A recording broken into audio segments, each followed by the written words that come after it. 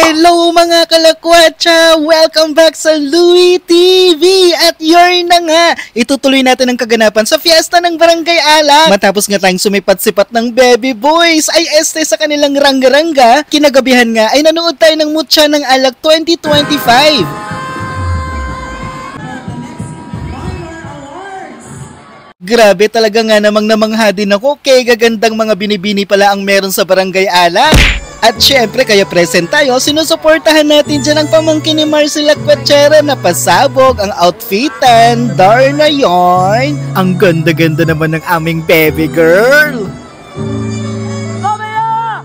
For the Hakot Award nga si Bea. Napili nga siyang ambassadress ng Y Coffee, Mamang's Inasal at San Quintin Vloggers Choice Awards. Very supportive din kami ng flex ko lang at sila maring siw-siwit. O diba, for the Sigaw Yarn Guard.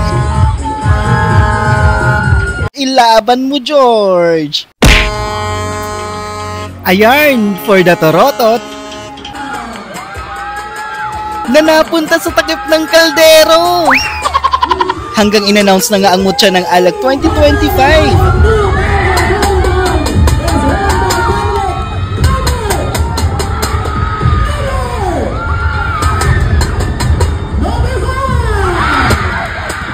Opak, tuwang-tuwa nga kami dyan. So worth it ang support, sigaw at pagturotot. O Team Flex ko lang, magpigil kayo. Chillax! Congrats sa aming baby girl, apaka-deserve! Bea Moreno ang Mutya ng Alag 2025! Pak na pak, pasabog!